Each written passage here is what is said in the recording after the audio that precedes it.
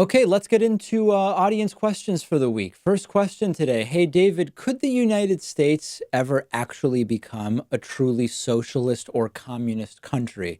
This is a hard question to even dig into because it depends on what you mean with those terms. Okay, so first of all, there aren't really 100% unanimously agreed upon definitions of those systems, but we can sort of think about it in the following way. Socialism is a system where workers own the means of production, so you don't have private ownership of businesses. And in many cases, you don't have private ownership of property, although sometimes you can have the private property, but you don't have the private businesses where all employees own the businesses, but individuals can still own private property. You have other situations where the government owns all the companies, but that sometimes is called communism. If it's still a profit driven market economy, but the government owns all the companies, that's not really communism. That's more actually state capitalism. Then you get to when the government owns the means of production in a non free market economy, private property is often also eliminated altogether. That's the closest to the style of the Marxist Leninist or Stalinist Leninist ideal.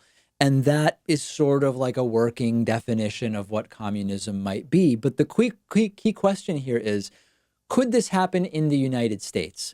I believe that full on socialism and full on capitalism are not going to happen in the United States, if ever, for a very, very long time. And the reason I say that is right now, um, first of all, the United States is not a fully capitalist country to begin with, right? The US has never been a totally capitalist system to begin with, a real laissez faire system, as it would be called.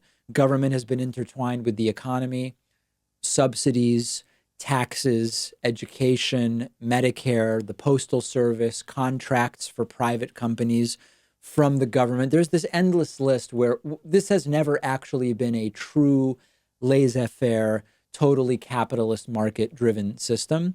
And in that same sense, the idea that we would ever fully become a socialist or communist nation is unlikely from a merely structural perspective because most countries in the world are not uniquely just one system. They're sort of blends in some ways. The other reason why, at least any time in the near future, total socialism or total communism isn't likely in the United States is that there's no major socialist or communist party in the United States. Yes, over the last 10 years, we've seen the word socialism have fewer and fewer negative connotations compared to where it was coming out of the Cold War, for example.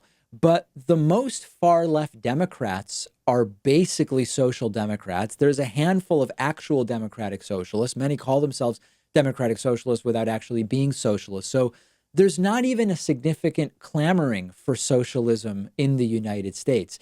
If you believe Marxist theory, then you could conceive of the idea that there will eventually be a sort of uprising of the proletariat against the bourgeoisie, and that you will have a Marxist upending of our system.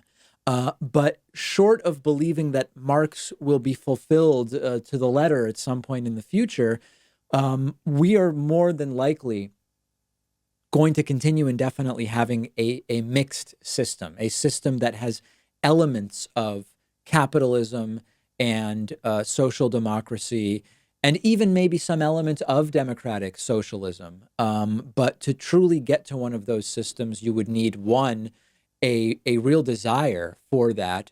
Or if the idea is a dictator will appear from above and impose that, you would need to first eliminate a lot of the sort of constitutional and democratic safeguards that exist, which would allow such a system to come to power. So I don't see it. As I've said before, I believe that the best systems are mixed.